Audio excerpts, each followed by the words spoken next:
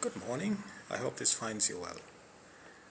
I'm actually seated at Markiti Market,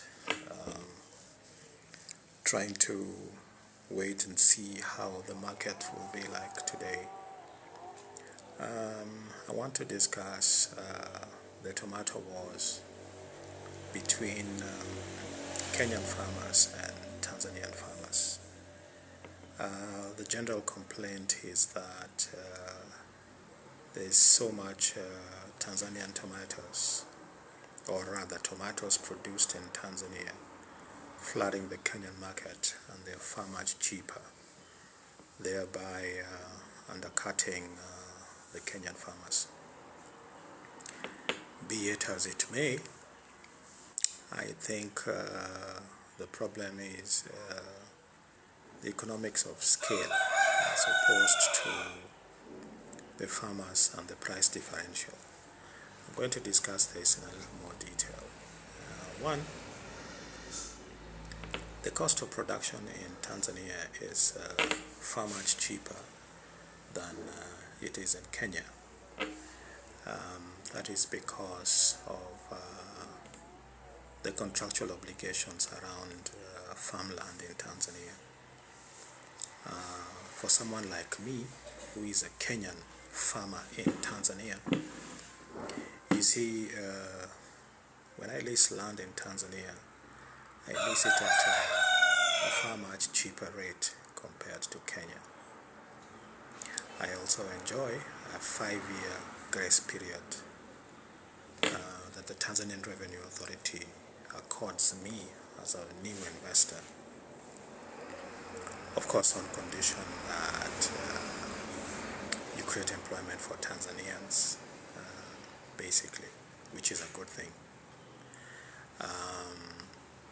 Now, if I have a grace period of 5 years that I'm not paying absolute taxes, I enjoy about 60 to 70% tax exemption. Then I have this advantage over the Kenyan producer, right? That is one thing. Number two is the cost of land.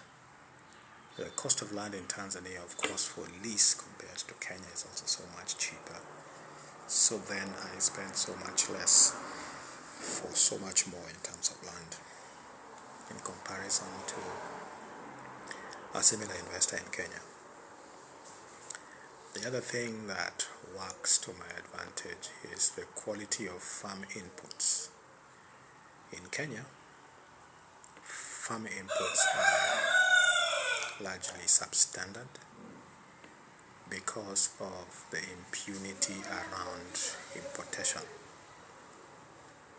Fertilizer is not up to scratch, it's not of good quality. We all know the politics around fertilizer importation in Kenya.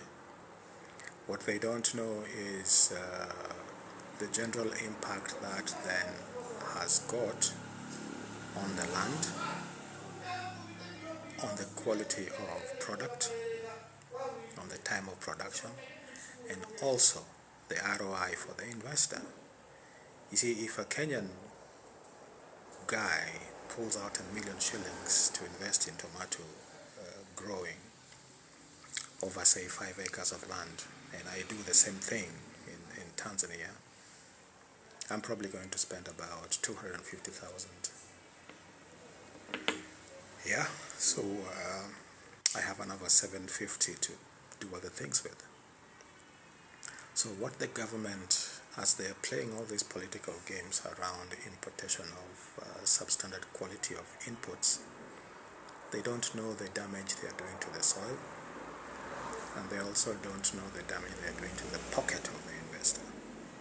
So then, if we are going to meet in a local market in Kenya with my tomatoes from Tanzania, the Kenyan investor feels very angry, because if they are going to sell a ton for 170,000, I want 80,000 per ton, because my cost of production for that single ton, for example, could be 30,000.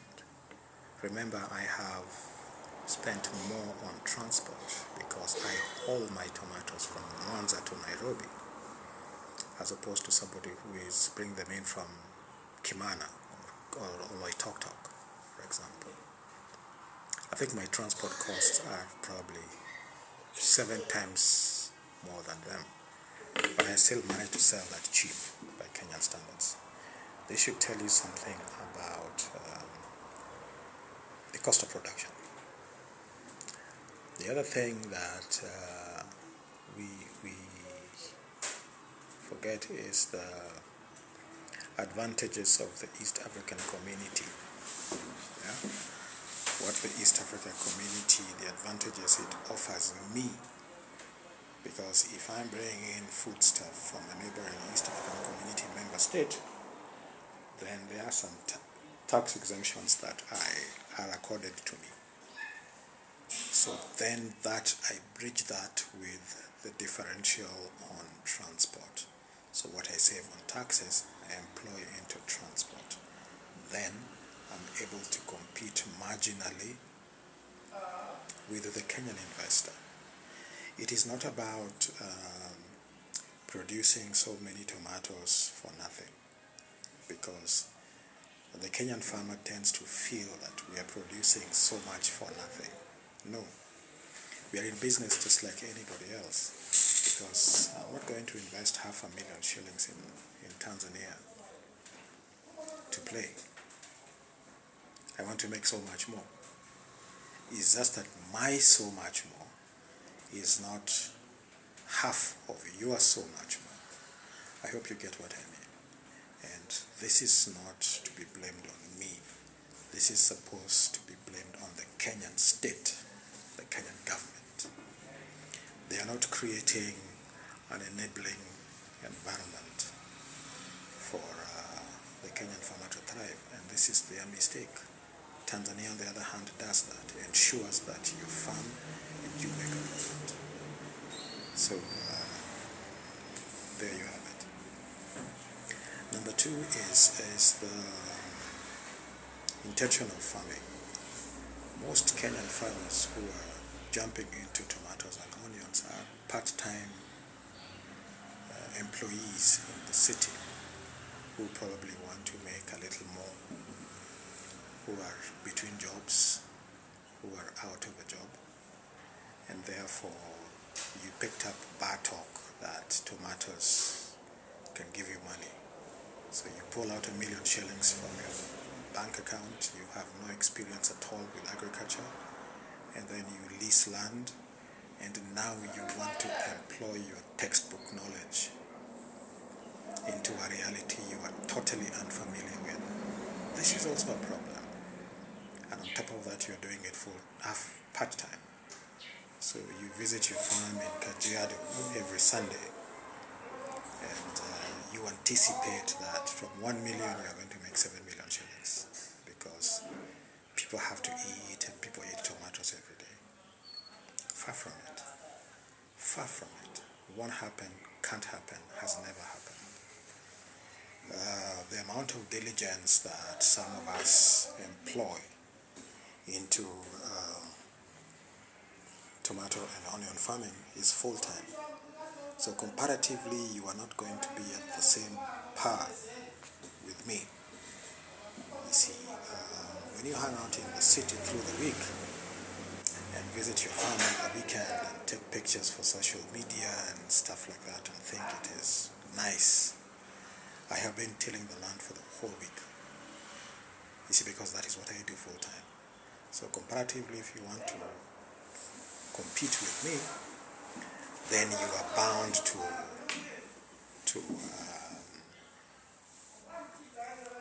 suffer certain setbacks. Okay. Another one is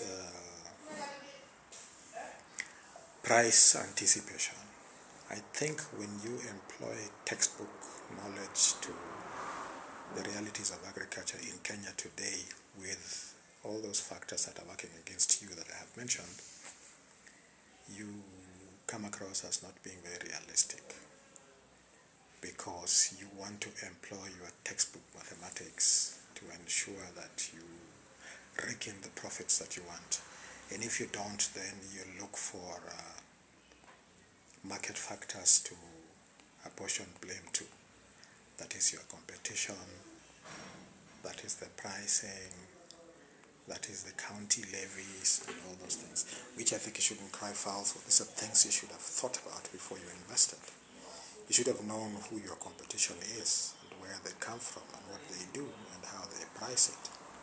You see, you didn't bother to do any market research. You just invested because you happened to have $1 million shillings lying in a bank account that you thought would make you 6 million, so that you buy a BMW X5. The other thing is intentional farming. You see, most Kenyan farmers who do this part-time do it to subsidize their domestic bills. I do it to enhance my longevity of investment. So my outlook is different from yours. You want another $500,000 to keep you in Kilimani after losing your job. I want 300,000 to ensure that I roll over my farming experience for the next year without pulling anything out of my pocket. You see the difference?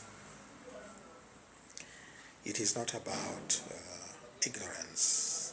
It is about lack of initiative, in my view. Yeah. The other thing would probably be lack of knowledge of the market and how it works. See, the local market in Nairobi has got its owners. They are brokers that you cannot do without. The government knows they exist. Is there any regulation explaining their existence? No. Are they there legally? No. Do they do harm to the farmer? A lot of it. Can we get rid of them? No. Can you get rid of them? No. Can you do without them? Absolutely not. So you need to factor in that, and you need to cultivate a relationship with these brokers so that they work for you. If you want to work against them, then you will not succeed in this business. The agribusiness in Kenya is infiltrated by brokers through and through, and there's nothing you can do about it. These guys have been at it for 40 plus years. Yeah, they know the market like the back of your hand. So I think that you just have to live with it. You have to be more diligent. You have to do a lot more market research and be ready for competition. It is not about hating on the Tanzanian producers. It is about enhancing your own capacity and crafting a better pathway for your agribusiness alive.